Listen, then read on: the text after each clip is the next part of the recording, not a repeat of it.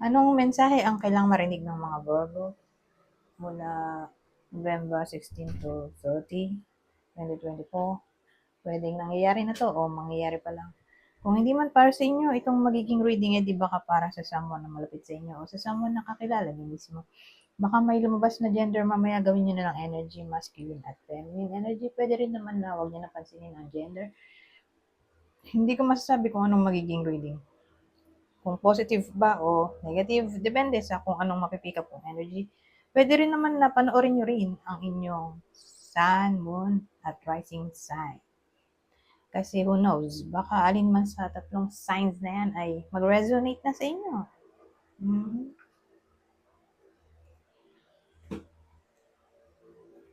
So, magsimula na tayo. Two of Wands. Oh, Eight of Swords. Ten of Cups. King of Wands.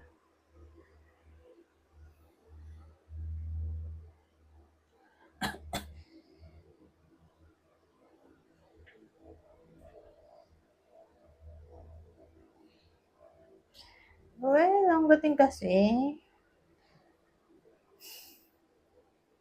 babae ang tatamaan nitong reading. Ito ay ito. Okay? At ito ay ito.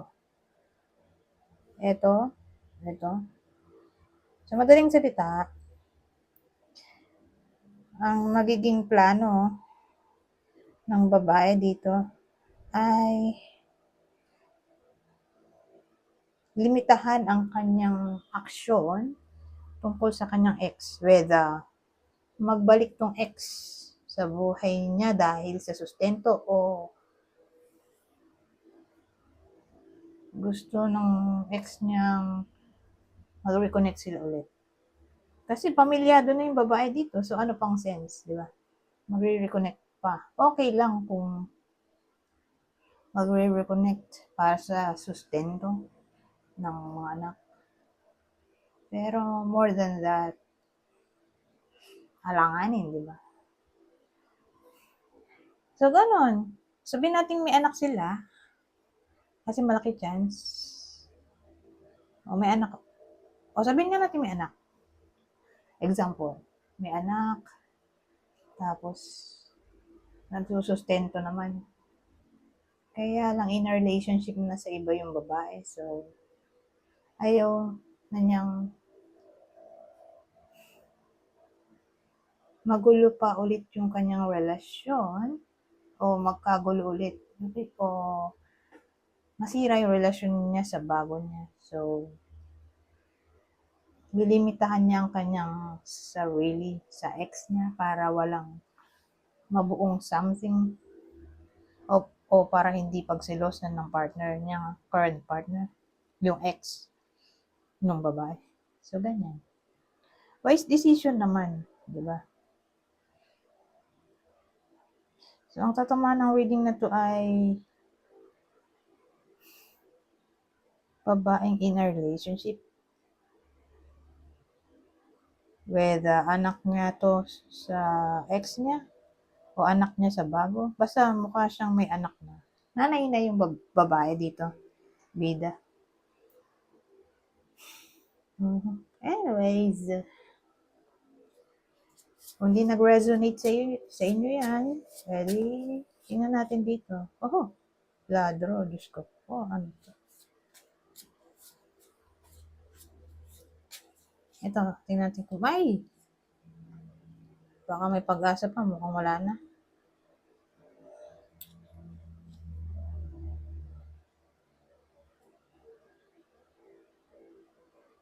May iiyak, Iiyak. Babae ang iiyak. Dahil sa lalaki. So, yung lalaki pwedeng niloko siya, kaya siya iiyak. O may ninakaw sa kanya. O ginaw siya. O nagkaroon ng third party.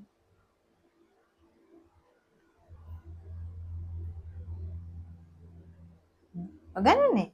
Parang mabebetray ang trust noong babae, kaya siya iiyak. O i-abandon siya. Pwede rin ganun eh. Mhm. Nanakawan siya sa pera, pwede rin. O ipagpapalit sa iba, pwede rin. O mapapahamak yung babae dahil sa utang ng lalaki.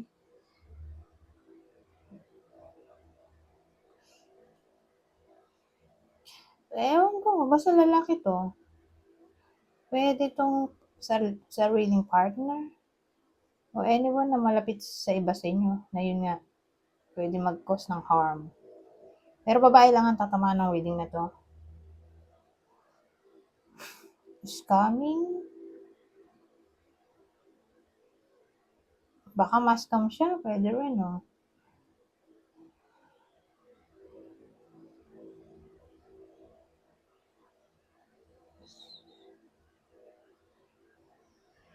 Hmm. Maisip eh. Anyways, mahaba pa ang oras, so dagdagan na lang natin ito. Iba pang senaryo. Ay, bakit gano'n? Disgrasya. O sa Pilipino, disgrasya yun. No?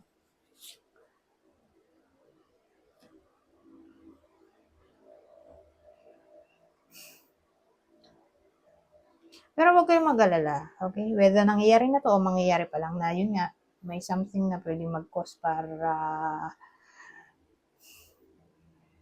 ma-shake ang mundo ng iba sa inyo. Kasi disgrasya, eh, may madidisgrasya. Whether kayo to o someone na malapit sa inyo. Na yun nga, maho-hospital o magpapakonsult sa doktor o magkakasakit kaya magpapacheck up. Pwede rin kasing ganun. Pero in general na lang, kung ano man yung unos, disaster, sabihin natin disaster to. Kung ano mang disaster ang disaster o emergency na maaring mangyari, don't worry. Kasi may healing, okay? Maganda yung combination na nauna to, kaysa ito yung dulo. Mm-hmm. So, ang dating sa akin,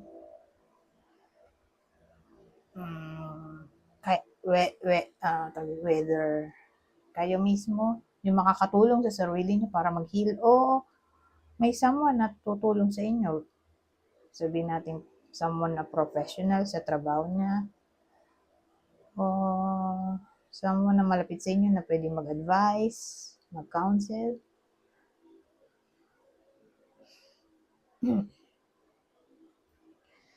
So, ganun. O pwede rin ganito, in times of crisis, matutulong sa iba sa inyo. O in times of crisis, may someone na ready makinig sa mga problema niyo. Para siyang naging therapist. Na yung taong to ay maaasahan sa mga sikreto. Ganyan.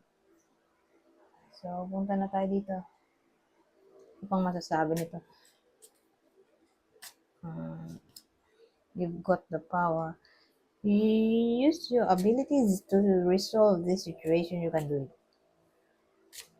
Kaya mo yan, sabi dito. Kaya mong i-resolve ang sarili mong problema. So again, kaya mo yan. Pagtiwala ka sa sarili mo. Ano to? Connect with nature. You're rejuvenated and inspired by spending time outdoors. So, ang dating dito, makakatulong sa healing na sinasabi ko dito. yung nature, forest, plants, in general, trees. So again, nature. Kung may problema, ilapit ang sarili sa nature, baka makatulong. Ma-refresh ang energy nyo, ma-change ang mood. Ganun. Parang ano eh, tahimik kasi. So, baka makatulong ito para kumalma ang iba sa inyo habang naglalakad sa forest o sa garden o habang katabi ang halaman o bulaklak. Somehow, ma-rest ang utak ninyo habang tinitignan nyo o dahil sa bango. Kumbaga, madadivert ang attention nyo sa something doon sa nature. So, maganda yon na ma-divert yung attention nyo sa nature, di ba? Kaysa mag-isip-isip ng mga problema. Wow, ito maganda. Everything's okay. Don't worry, it's all working out in a beautiful way. So, wag daw mag-alala. Magiging okay din ang lahat. Sa madaling salita. So, kung ano man ang pinoproblema ninyo, dito kasi in general na to parang misfortune. Na, yun nga, magiging delubyo yung buhay ng iba sa inyo. O baka nga nangyayari na to sa iba sa inyo. So again, iisa lang ang ending. Healing. Okay? Magiging okay ang lahat. Ito rin yun.